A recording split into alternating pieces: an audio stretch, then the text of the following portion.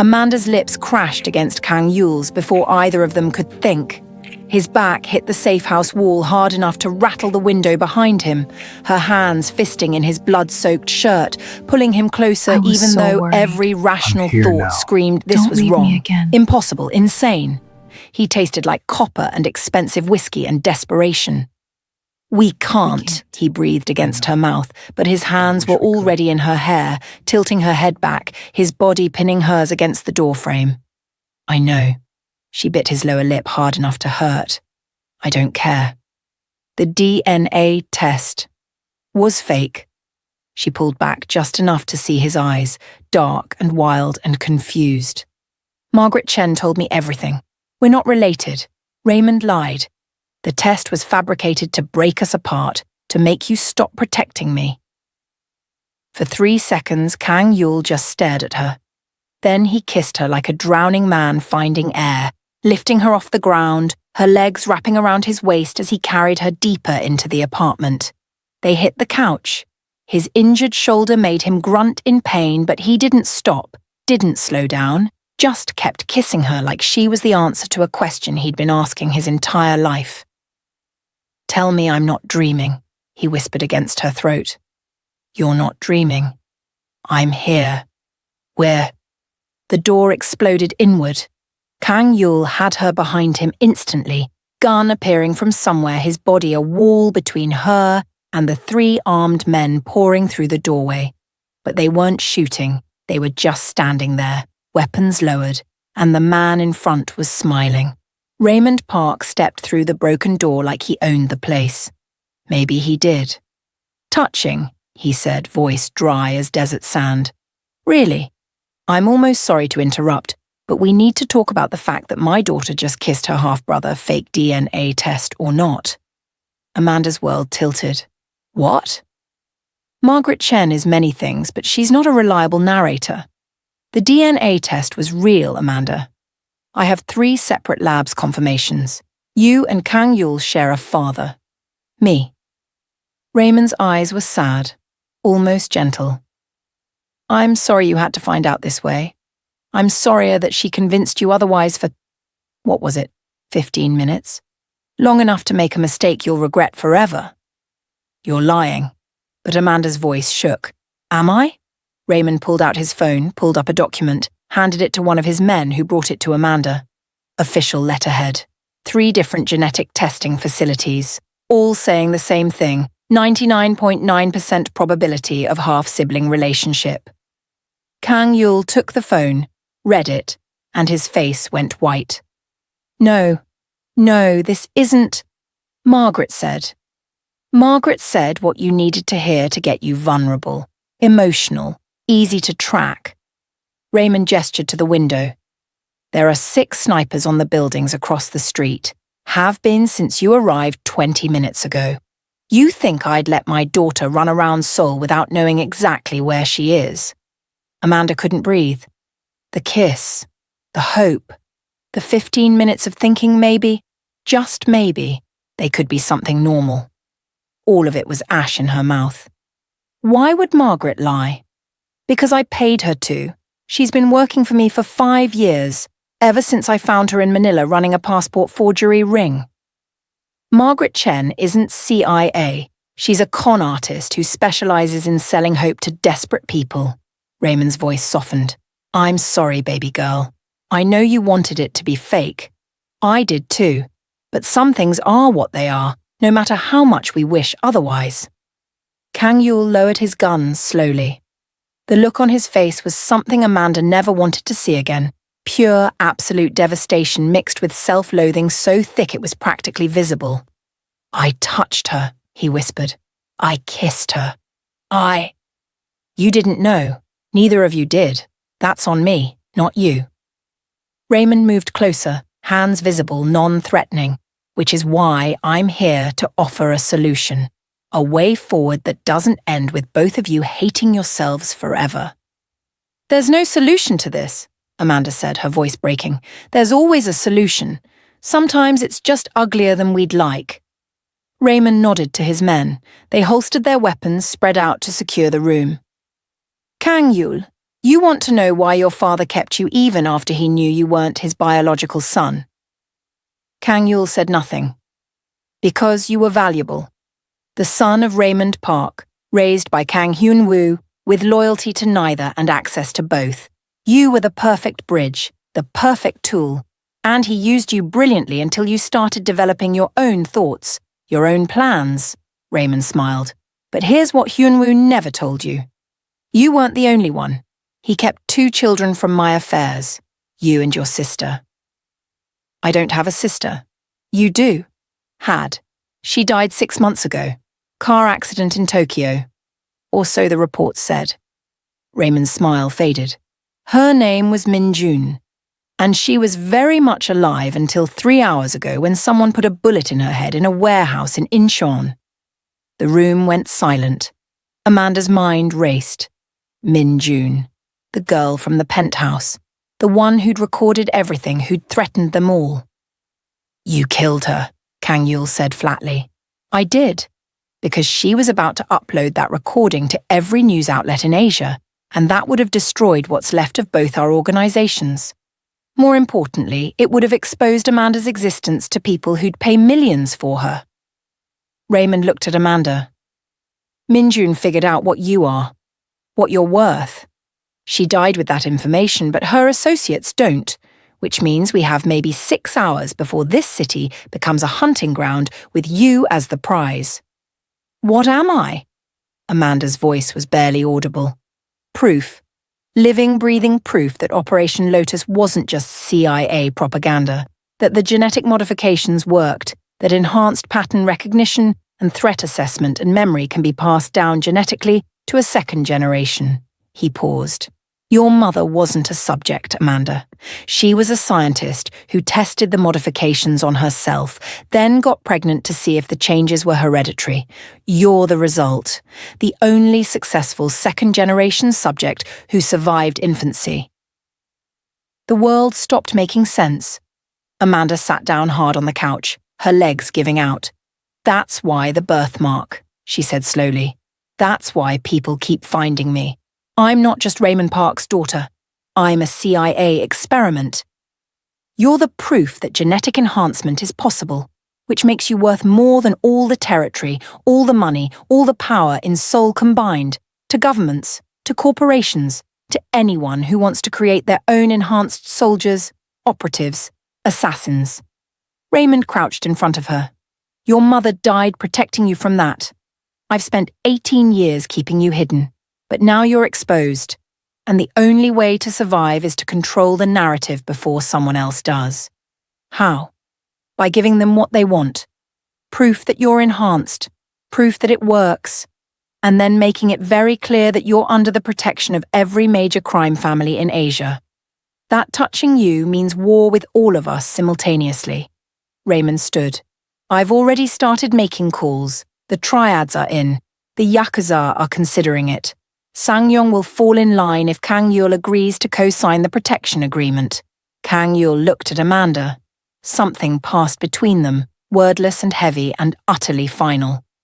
What do you need me to do? He asked Raymond, not looking away from her. Marry her. The words hung in the air like a grenade with the pin pulled.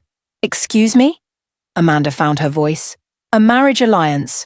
Old school but effective. You marry Kang Yul. It sends a message that the Park and Kang families are united, that you're not just under my protection, you're family to the most powerful Korean crime organization in the Pacific. No one touches you without answering to both of us.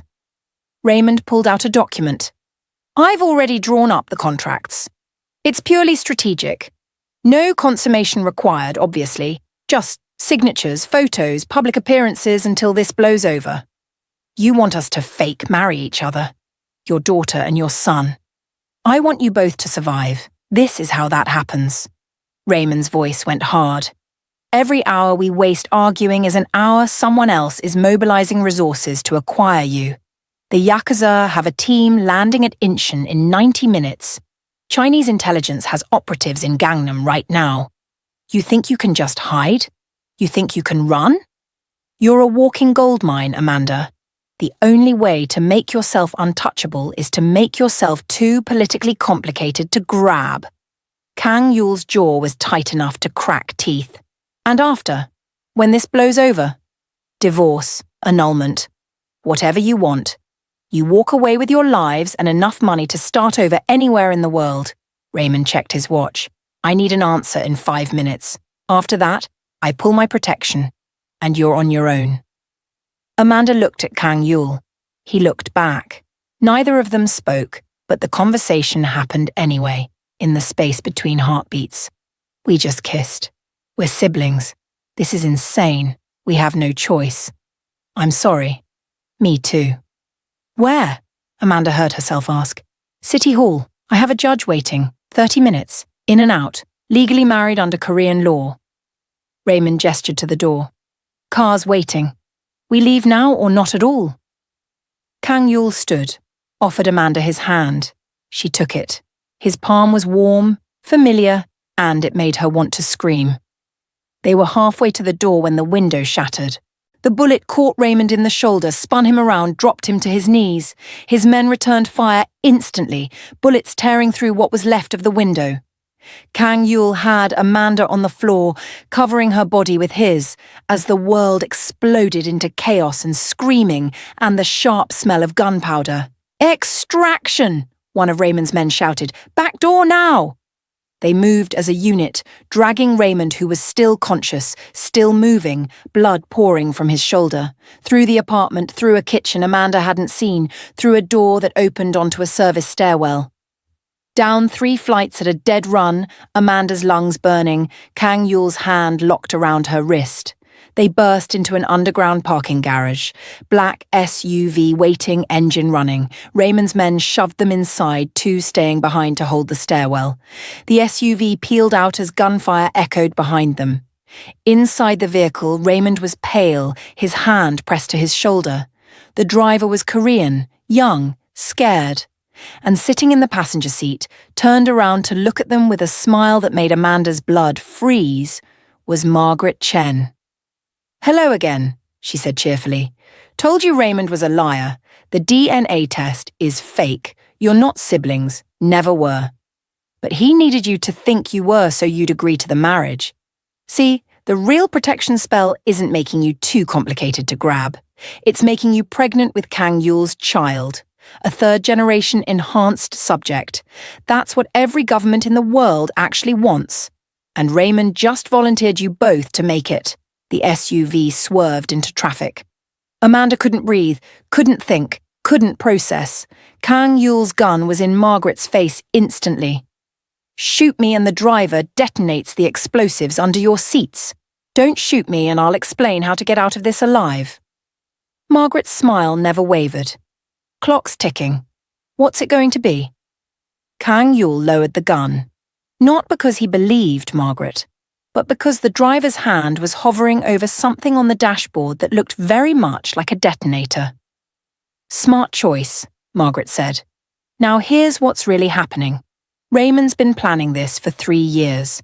Ever since he confirmed you were both enhanced. Yes, Kang Yul, you too. Did you really think your reflexes, your pattern recognition, your ability to read people like open books was just natural talent? Your mother was part of Operation Lotus before she met Raymond. He got her pregnant specifically to create you. Amanda found her voice. You said the DNA test was fake. It is. You're not siblings. But Raymond needed you to believe you were so the marriage would seem like a desperate political move instead of what it actually is, a breeding program. Margaret pulled out a tablet, swiped through screens. Look, real DNA results from an independent lab I paid for with money. Raymond doesn't know I have. No genetic relationship. You're clear. The tablet showed results completely different from what Raymond had shown them. Amanda's head spun. Why should we believe you? Kang Yul asked. Because I'm the only person in this entire mess who doesn't benefit from you two reproducing. Raymond wants a 3rd-generation subject he can control. The CIA wants one they can study. The Yakuza wants one they can weaponize. I just want to get paid and disappear. Margaret tucked the tablet away. "I'm offering you a third option. Come with me right now. I have a boat leaving from Incheon in 40 minutes. Thailand by morning. New identities, clean passports, and enough money to live comfortably for 5 years if you're careful." "In exchange for what?" Amanda asked. "Your blood. Both of you. Enough samples that I can sell the genetic data to 3 different pharmaceutical companies who'll pay millions for the research potential. You give me what I need, I give you your freedom. No marriage, no breeding program, no life on the run." The SUV turned onto a highway, picking up speed. Through the window, Amanda could see Seoul spreading out beneath them, glittering and indifferent. "Raymond's bleeding out," Kang Yul said, looking at the man slumped against the door. "You just going to let him die?"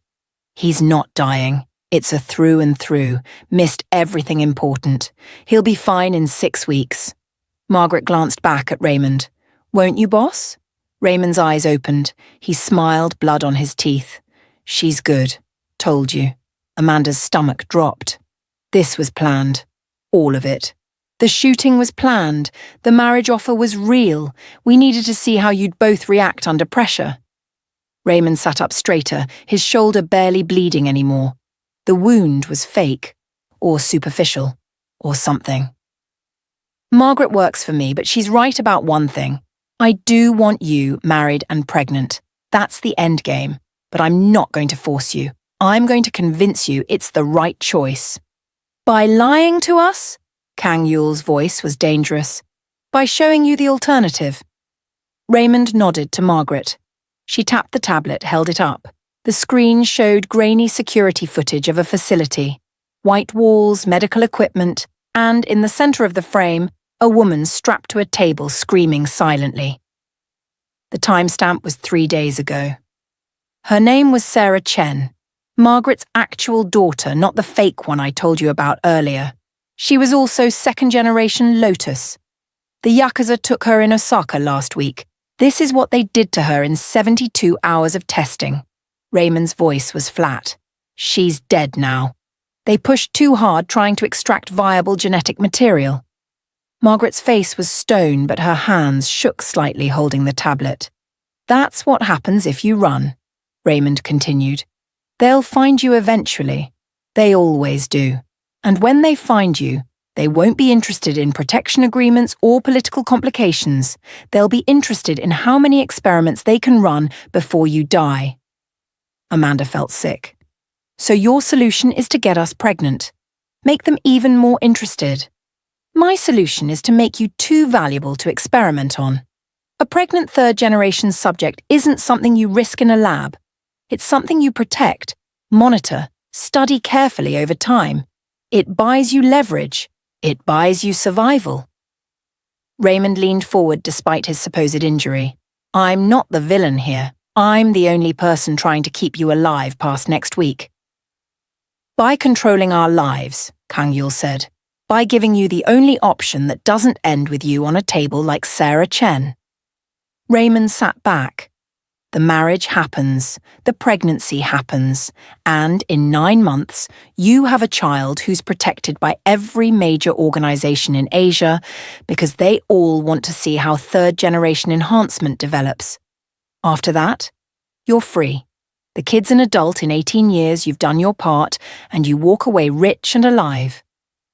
The SUV exited the highway, headed toward what looked like a private airfield. "Where are we going?" Amanda asked. "Jeju Island. I have a compound there. Secure, isolated, comfortable. You'll stay there until after the wedding, which happens tomorrow morning. Judge is already on the island. Witnesses arranged. After the ceremony, you have 2 weeks to consummate the marriage and confirm pregnancy. If you don't, the protection agreement dissolves and you're on your own." 2 weeks, Kang Yul laughed, bitter and sharp. "You're insane."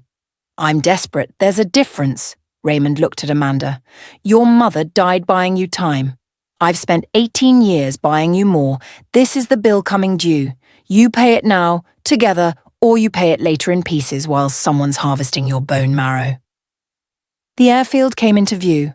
Small private plane waiting on the tarmac, engines already running. Margaret spoke up. For what it's worth, I really do have a boat in Incheon.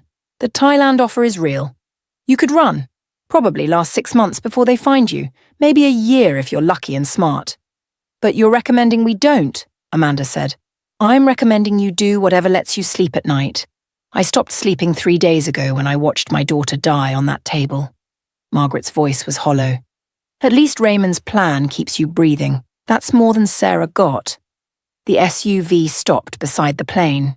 Raymond's men, the real ones, not the actors from the safe house, emerged from a second vehicle, secured the perimeter. Last chance, Raymond said. Get on that plane, marry Kang Yul tomorrow, start your life as the most protected experiment in history. Or walk away right now, and I'll have Margaret drive you to Incheon. Your choice. But you make it now. Amanda looked at Kang Yul. He looked back, and for a moment they were back in the penthouse, back when the biggest problem was whether he was using her, before DNA tests and siblings and breeding programs.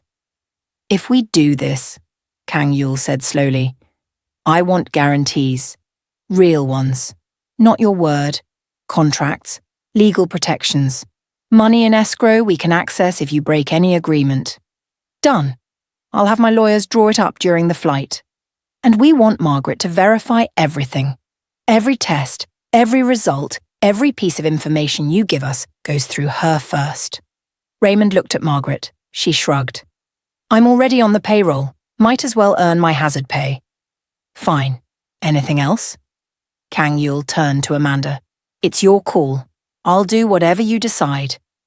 And there it was. The weight of everything on her shoulders. Her mother's death. Raymond's 18-year game. Sarah Chen's screaming on that table.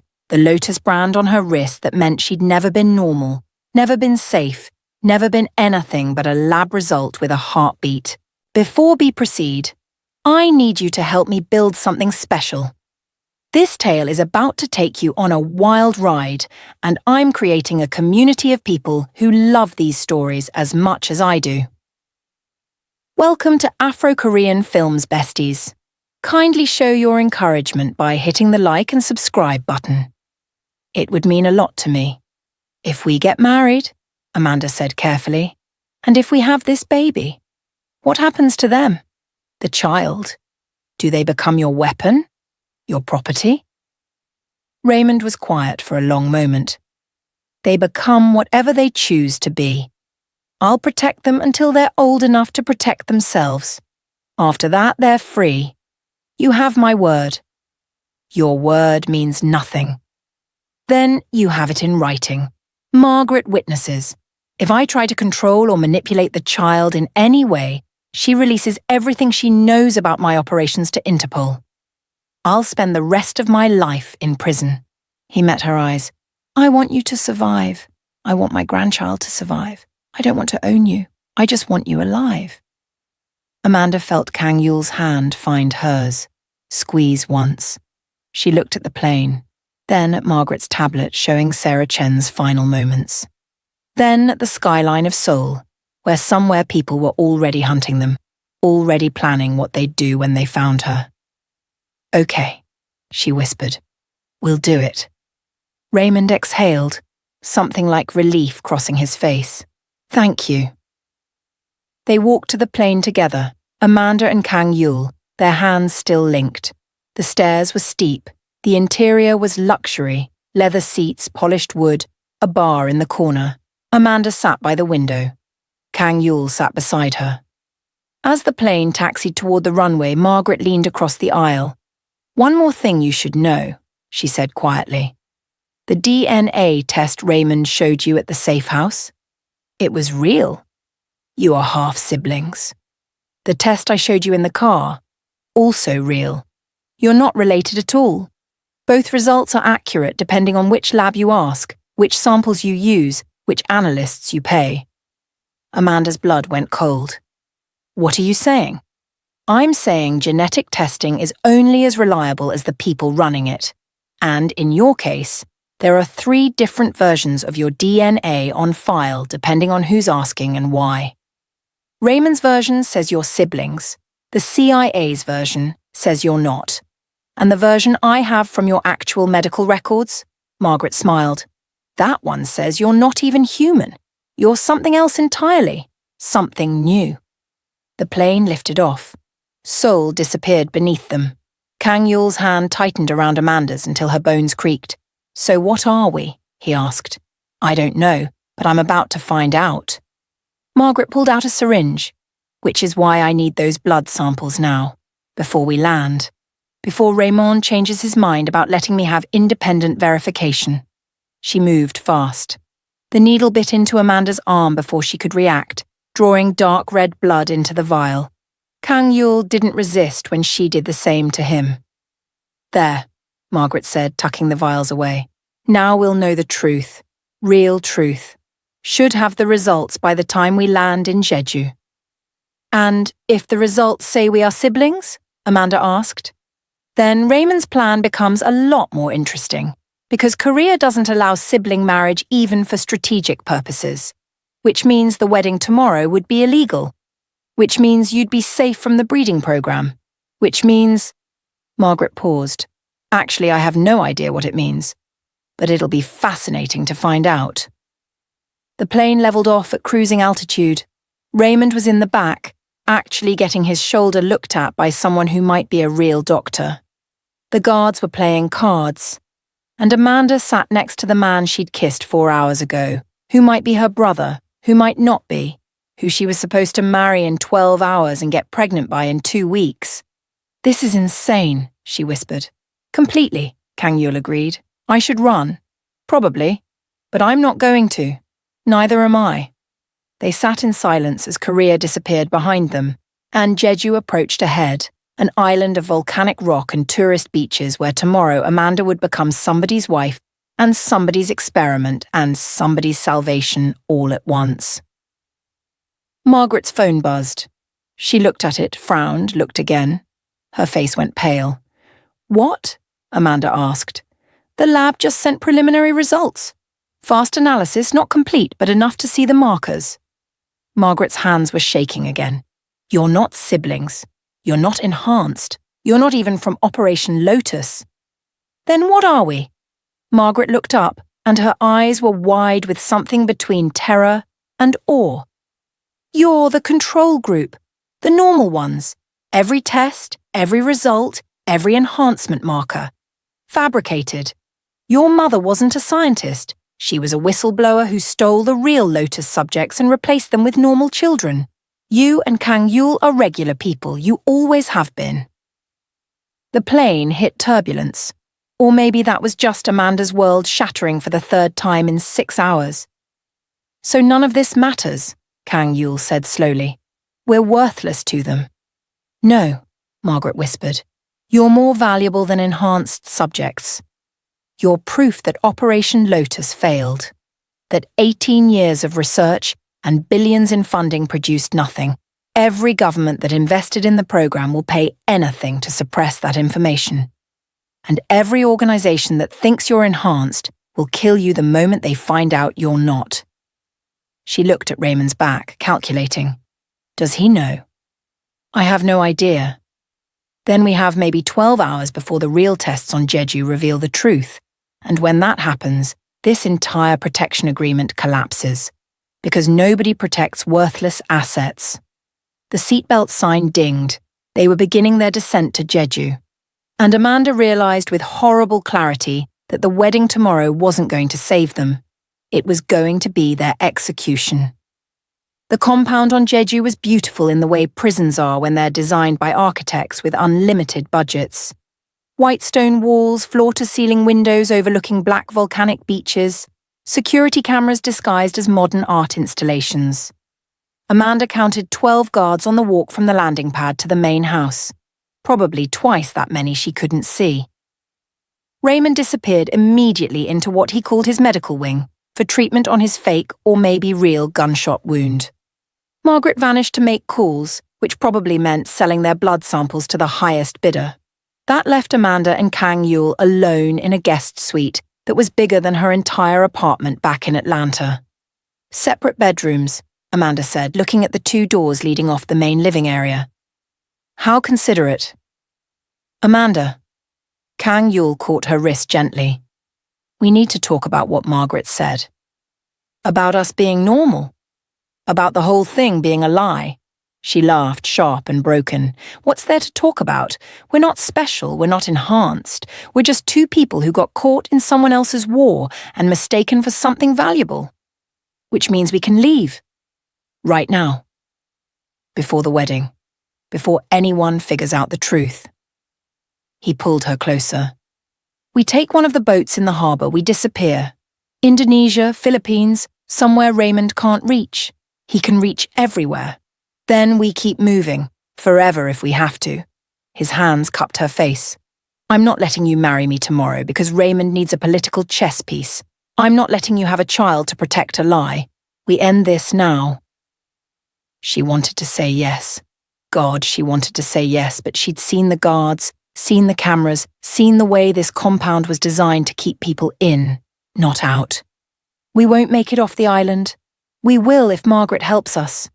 Margaret's loyalty is to whoever pays her most. Right now, that's Raymond. Then we pay her more. Kang Yul pulled out his phone. I have accounts Raymond doesn't know about. Money I've been hiding for years in case I needed to run from my father's organization. It's not millions, but it's enough to buy Margaret's cooperation. Amanda looked at him, really looked at him. At the determination in his eyes, the set of his jaw, the way he was holding her like she was something precious instead of something dangerous. You'd give up everything for this. For me. I already gave up everything the moment I realized I'd rather burn my entire life down than watch you marry me out of obligation. His thumb traced her cheekbone. I don't care if you're enhanced or normal or something in between. I don't care what Raymond wants or what the CIA wants or what anyone wants. I just care about you getting to choose your own life for once. She kissed him. Properly this time, without the desperation of thinking they were siblings, without the weight of breeding programs and genetic modification. Just her and him and the possibility that maybe, impossibly, they could be something real. The door opened.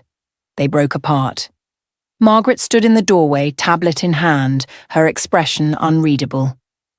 Sorry to interrupt, we have a problem. Just one, Amanda asked. Raymond knows. About the test results. About you being normal. Margaret closed the door behind her, locked it. He's known for 6 months.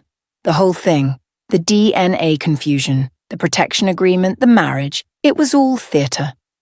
Kang Yul's hand found his gun. Then what does he really want? You to run? Margaret sat down, pulled up files on her tablet. Think about it. Every move he's made has been designed to make you feel trapped, to make you desperate enough to try escaping. The fake sibling reveal, the breeding program threat, bringing you to an island compound. He's not trying to keep you here. He's trying to make you break out. Why? Because there are 3 organizations with operatives on this island right now, all waiting for you to make a move. The Yakuza has a team at the harbour. Chinese intelligence has assets at the airfield. And there's a third group I haven't identified yet, but they're here. She swiped through security camera feeds. Raymond's about to trigger a situation where all 3 teams move on you simultaneously. And in the chaos, while everyone's fighting over who gets to capture the valuable enhanced subjects, he's going to do something else entirely. What? Amanda asked. I don't know, but his private plane just filed a flight plan to Manila, and he's moving $30 million through shell corporations as we speak. Whatever he's planning, it's big, and it requires you two being the distraction. Kang Yul moved to the window. The beach was dark except for the white foam of waves. So we don't run. We stay, refuse to play along. Won't work. He'll manufacture a crisis that forces you to move. Fire, explosion, attack, something. Margaret looked between them. Your only option is to run on your terms, not his.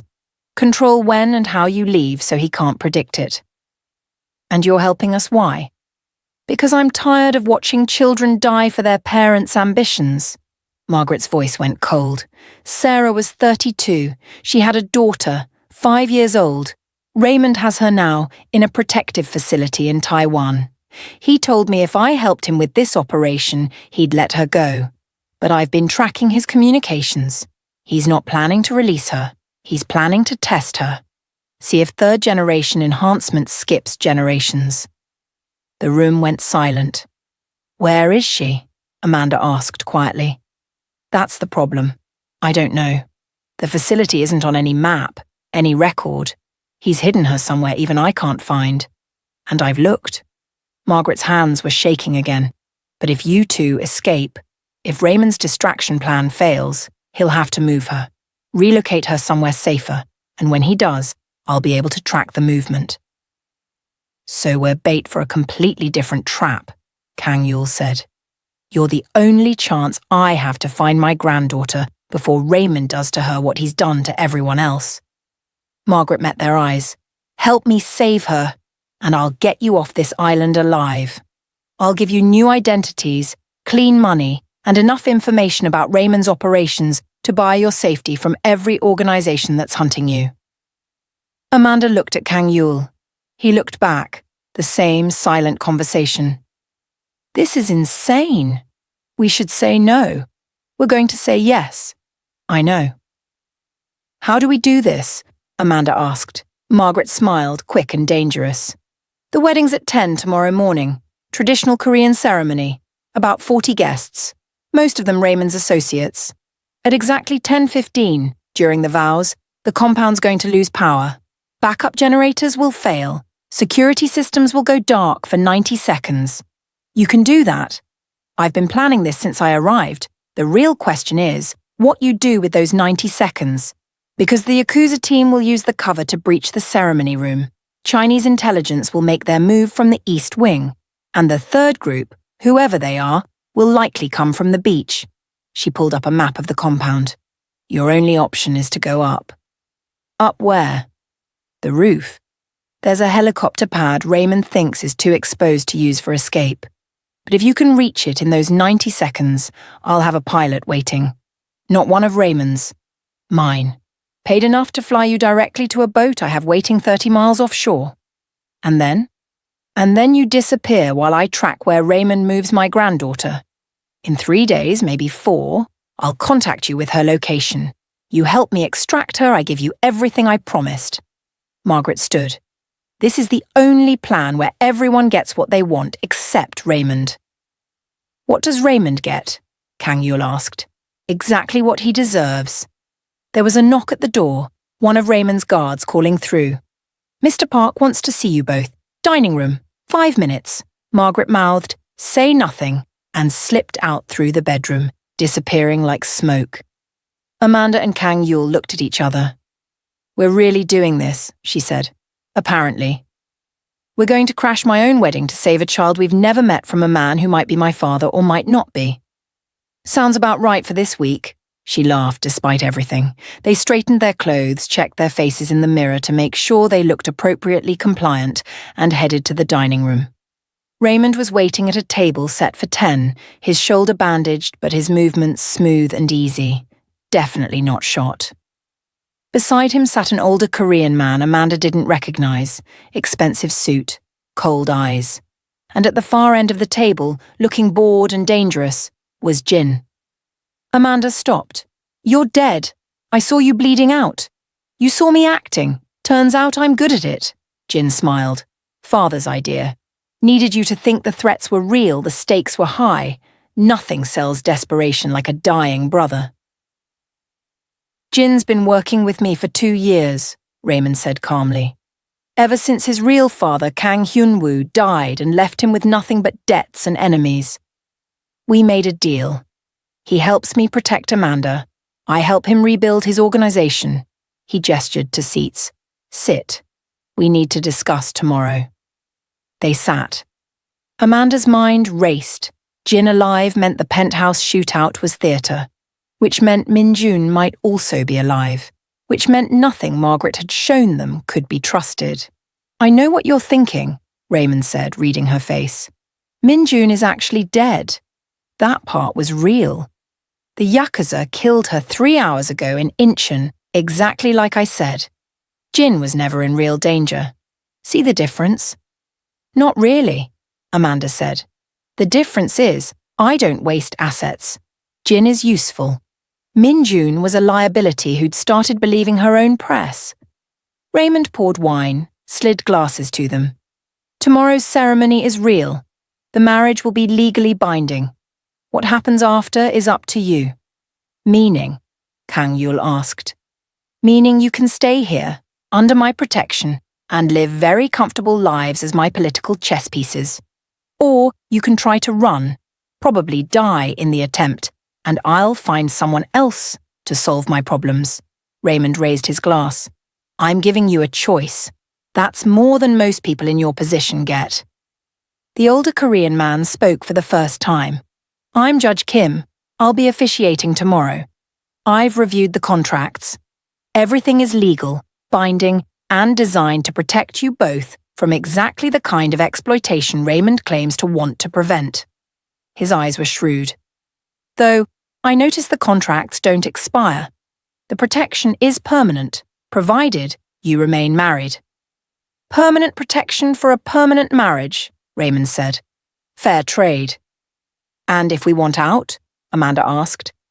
Then you file for divorce, the protection dissolves, and you take your chances with whoever finds you first.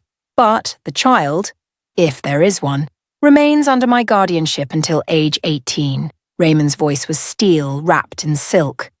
Non-negotiable. Kang Yul's hand found Amanda's under the table, squeezed twice, the signal Margaret had taught them in the plane.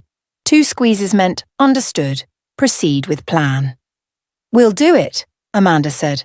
The wedding, the marriage, all of it. But we want Jin out of the protection agreement. We don't trust him. Jin laughed. Smart girl. Jin stays, Raymond said. He's your backup in case something happens to me. You'll want someone who knows how to navigate this world when I'm gone. When are you planning to be gone? Kang Yul asked. I'm 54 and I've been shot 6 times, stabbed twice and poisoned once. I'll be lucky to see 60. When that happens, Jin becomes your primary contact. Get used to him now. Dinner arrived.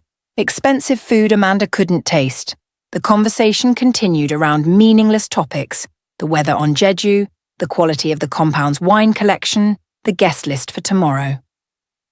All of it felt like standing on the deck of a sinking ship discussing the menu. At 9:30, Raymond stood. Get some rest. Tomorrow's a big day. Judge Kim will brief you on the ceremony at 8. The actual wedding starts at 10. He paused at the door. And Amanda? Your mother would be proud. You've survived longer than anyone expected. After he left, Jin lingered. You're planning to run tomorrow? It wasn't a question. No, Amanda lied. Yes, you are. I can see it. So can Raymond probably. Which is why he's got contingencies on top of contingencies. Jin moved closer. Here's some free advice. Whatever Margaret promised you, whatever plan you've cooked up, Raymond's already 3 steps ahead. He's always 3 steps ahead. That's why he's still alive. Thanks for the warning, Kang Yul said flatly. Not a warning, just facts. Jin headed for the door, then stopped. Actually, one more thing. The 3rd group on the island, the ones Margaret couldn't identify, that's me, my team. Raymond doesn't know about them. Margaret doesn't know about them. And they're not here to capture you. Then why are they here? Jin's smile was sharp as broken glass. To make sure nobody leaves this island alive except the people I choose. Sleep well. He left. Amanda and Kang Yul sat in the empty dining room, the weight of impossibility pressing down like ocean water. We're going to die tomorrow, Amanda whispered. Probably. Should we still try to run? Definitely. They went back to their suite. Kang Yul checked every window, every door, every possible exit. Amanda sat on the couch and tried to remember what normal felt like, when her biggest problem was mixing drinks at Marcus's bar, when Kang Yul was just a handsome regular who left too much money and too many questions. At midnight, Margaret slipped back into the room like a ghost. Change of plans, she said without preamble. We're moving the escape up. Now. Tonight. Why? Because I just intercepted a message from Raymond to the Yakuza team. He's not waiting for the wedding. He's triggering the attack at 2 a.m., 3 hours from now, which means we either leave right now or we don't leave at all. Kang Yul was already moving, grabbing the go bag he'd hidden in the closet. The helicopter? Already here. Pilots waiting. But we have a problem. Margaret's face was grim. Raymond moved my granddaughter 2 hours ago. I tracked the transport to a facility in Busan, but he's got her in a medical wing with security I can't breach alone. So we get her after we're safe, Amanda said. There is no after. If we leave tonight, Raymond locks down everything. I'll never find her again. Never get her out. Margaret looked between them. I need your help. Now, tonight, before we run. You want us to raid a secure facility, rescue a child, and then escape an island where 3 different kill teams are hunting us? Kang Yul shook his head. That's suicide. That's the only option I have, the only option she has. Margaret's voice cracked. Please, she's 5 years old. Her name is Sophie. She likes butterflies and her mother's voice, and she's been locked in a laboratory for 3 days. If we don't get her tonight, Raymond will start testing her tomorrow. Amanda thought of her mother. Of Clara, who died protecting her, of 18 years spent running from something she'd never asked for. Where's the facility? 40 minutes by boat, another 20 to breach security, then 40 minutes back here to the helicopter. Margaret pulled up schematics. It's tight, but possible. It's insane, Kang Yul said. Raymond will know the moment we leave the compound. Not if we use his own distraction against him. The Yakuza team breaches at 2 a.m.